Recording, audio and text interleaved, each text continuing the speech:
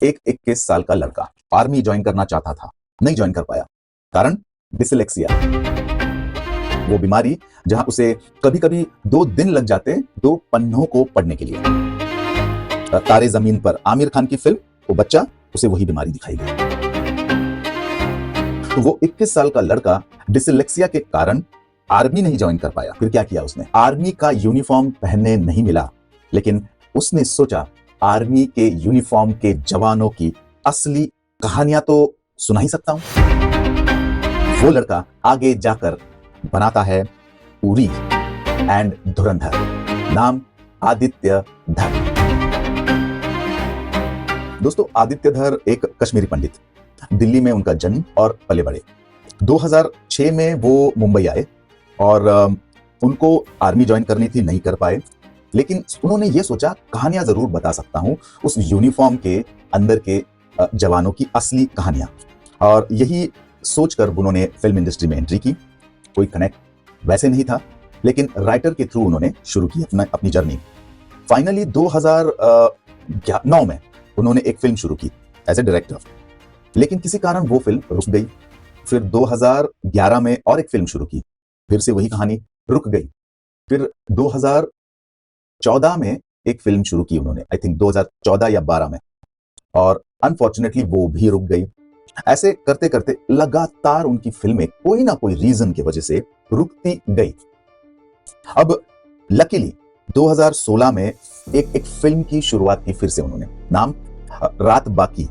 अब उस फिल्म में थे कतरीना कैफ और फवाद खान, एक पाकिस्तानी एक्टर, और उस समय काफी फेमस भी हो रहे थे भारत में। अब जानते हैं किस्मत का ऐसा घुमाव था क्या वो फिल्म भी रुक गई। बताओ क्यों? उरी अटैक। उरी वो अटैक था जो पाकिस्तान ने गीदड़ हमला हमारे निहत्थे जवानों पर किया, उनके कैंप में घुसकर, और कई जवान शहीद हुए। उसके वजह से सारे पाकिस्तानी एक्टर्स को बैन कर दिया गया इंडिया के कोई भी काम को रिलेटेड। उरी अटैक 18 सितंबर 2016 में हुआ था। हमारे निहत्थे जवानों को मारा गया और उसका जवाबी हमला 10 दिन बाद किया गया, सर्जिकल स्ट्राइक। रात बाकी ये फिल्म तो रुकी थी, उन्हें उस माहौल में उनको पेन तो था, फिर से एक दर्द तो था, क्या हो क्या रहा है मेरे साथ। लेकिन साथ में ये सारी एक्टिविटीज जो उन दिनों में हुई, हमला उरी पे, उसके बाद में उसका जवाबी सर्जिकल स्ट्राइक, ये सारी घटनाओं को क्लोजली इन्होंने ऑब्जर्व किया। आर्मी हमेशा से उनका पहला प्यार तो रहा ही है। उनको शायद इतना गुस्सा आ गया था ये सारे इवेंट्स पे, क्या जिस कारण उनकी फिल्म फिर से रुकी, क्या ना उस कारण के ऊपर ही फिल्म बना देता।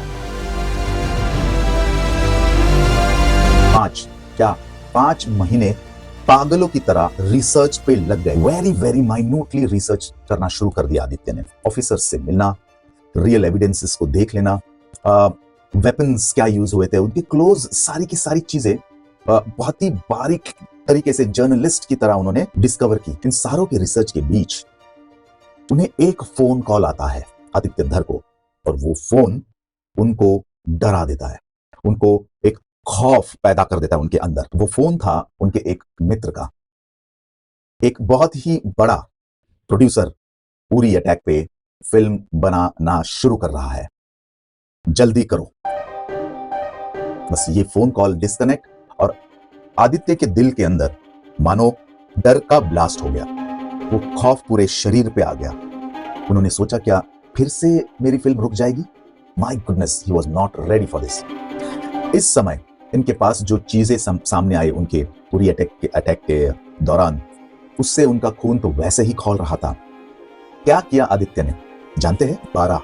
12 दिनों तक अपने आप को एक कमरे के अंदर कैद ही कर लिया। मानो खाने का सुध नहीं, पीने का सुध नहीं, सोने का सुध नहीं, नथिंग, मैडनेस।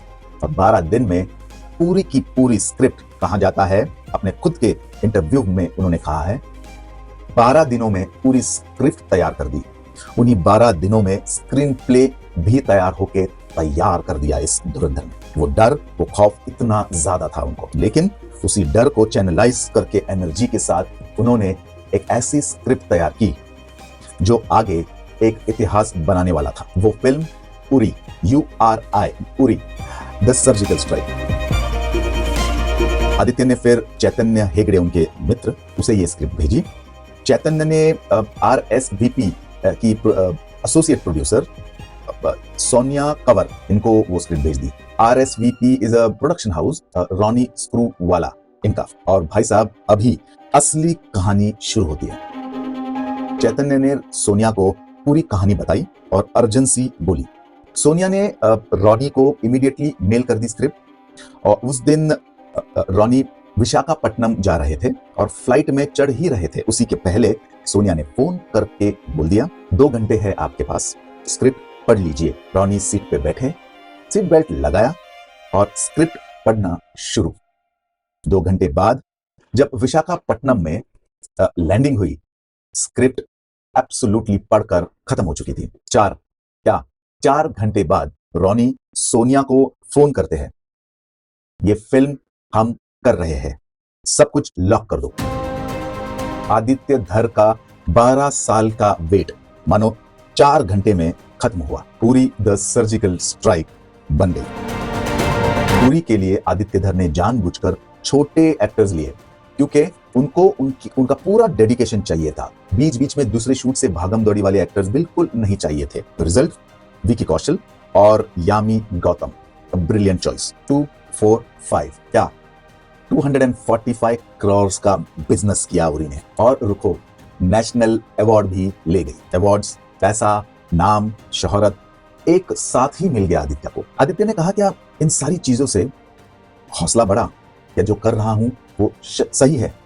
लेकिन सबसे दिल छूने वाली और जो उनको दिल को खुशी दी, जिस चीज ने उनके पर्सनली अंदर से खुशी महसूस कराई, वो था जब थिएटर्स में रिएक्शन के बाद कुछ नौजवानों ने कहा, सर उरी के वजह से, आपकी फिल्म के वजह से हमने आर्मी ज्वाइन करने का फैसला किया है। और that's what I call a goose bump moment. नहीं, जो यूनिफॉर्म आदित्य खुद नहीं पहन पाए, उसी यूनिफॉर्म के लिए उन्होंने सैकड़ों नौजवानों को इंस्पायर कर दिया था। कैसे? सिंपल, अपने सिर्फ क्राफ्ट से। Isn't it mind blowing? Uri के बाद आर्टिकल 370, बारामूला जैसी फिल्मों में उन्होंने प्रोड्यूस या राइटिंग के माध्यम से वो जुड़ते रहे। बट सबसे बड़ा धमाका 2025 की धुरंधर।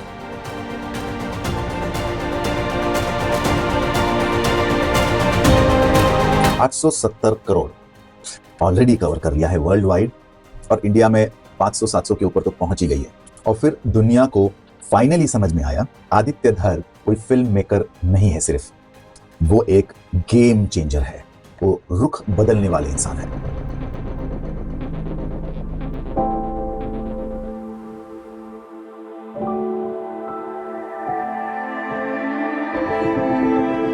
अनुपम खेर, हमारे इंडस्ट्री के दिग्गज कलाकार, उन्होंने खुद कहा, धुरंधर ने पूरे इंडस्ट्री की मानो रुख बदल दी। शिंडलर्स लिस्ट, जूस की कहानी, the pianist, Holocaust, Munich, sacrifice, truth, Korea की पैरासाइट, चाइना की क्राउचिंग टाइगर, हिडन ड्रैगन्स, इन सारी लैंडमार्क फिल्मों ने अपने अपने देश को वर्ल्ड मैप पर ले आए उन्होंने। आदित्य धर एग्जैक्टली वही कर रहे हैं हमारे भारत के लिए। Unsung heroes, brutal sacrifices, global level पे। ये सारी फिल्में एक सिर्फ फिल्म्स नहीं है, ये एक डॉक्यूमेंटेशन है। नए जेनरेशन इन फिल्मों से हमेशा अपने हिस्ट्री को समझने की कोशिश करेंगे, और सबसे आसान और असरदार तरीके से। एक असली लीगेसी, एक डॉक्यूमेंटेशन हमारे हिस्ट्री की। शुरू में कईयों ने कहा प्रोपेगेंडा फिल्म है, Kashmir files propaganda, accidental prime minister propaganda, ये सारी फिल्मों को प्रोपेगेंडा घोषित करके दबाया गया। लेकिन धुरंधर पे ये काम नहीं किया। धुरंधर से पब्लिक ने मानो चपेट लगा दी है उन सारे फिल्म क्रिटिक पे। कैसे? बॉक्स ऑफिस कलेक्शन देख लो, वर्ल्ड वाइड, इंडिया, एवरीवेयर, रुकने का नाम नहीं। क्या साबित हो रहा है इससे? जो फिल्म क्रिटिक अपने आप को ऑडियंस से ज्यादा इंटेलिजेंट समझ रहे थे, उनके कमर पे लात समझ रहा हूं मैं ये कि बॉस, हमें बेवकूफ बनाना अब बंद करना होगा, क्योंकि अब हम समझते हैं अच्छी कहानियां, एक फिल्म, सिनेमा क्या होता है, और हम वो देखना सुनना चाहते हैं। देखिए, अभी सारे के सारे जो उड़ने वाले पंछी थे धुरंधर के खिलाफ गायब, सन्नाटा, चुप, मानो पब्लिक ने सीधा जवाब दिया, हमें आपका प्रोपेगेंडा नहीं चलेगा, क्या अच्छा है क्या बुरा हम खुद डिसाइड करेंगे, हम देखना चाहते हैं असली सिनेमा, असली क्राफ्ट। 877 करोड़ का बिजनेस, और वो भी अभी इस वीडियो बनाने के वक्त। व्हाट अ जवाब।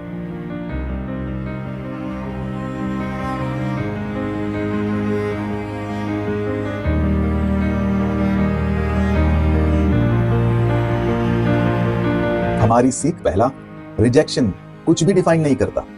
आदित्य को आर्मी नहीं ज्वाइन कर पाए, अपने सिनेमा से, क्राफ्ट से अपने सपनों को पूरा किया। देयर इज ऑलवेज अ वे। दूसरा, 12 साल की मेहनत, वो 12 दिन की स्क्रिप्ट राइटिंग की तपस्या 4 घंटे में खत्म हुई। वक्त हमेशा कभी ना कभी जुनून के सामने झुकेगा। तीसरी, यूनिवर्स हमेशा आपके लिए काम करता है। चैतन्य, सोनिया, रॉनी, वो फ्लाइट किस्मत बदल गई, सारे अलाइंड हुए। क्यों?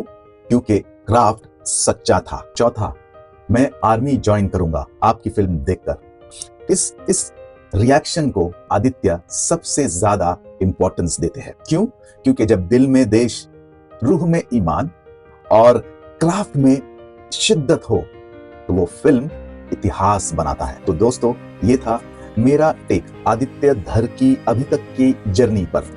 सही था, गलत था, कमेंट्स में तो बताइए, वरना क्या मैं अकेला ही पुंगी बजा रहा हूं बाकी के यूट्यूबर्स की तरह? ऐसा ना हो जाए। आपके कमेंट्स, सब्सक्राइब, लाइक, शेयर करोगे तभी तो मुझे सपोर्ट मिलेगा अपनी बातों को आप तक लाने के लिए। मिलते हैं अगले वीडियो में।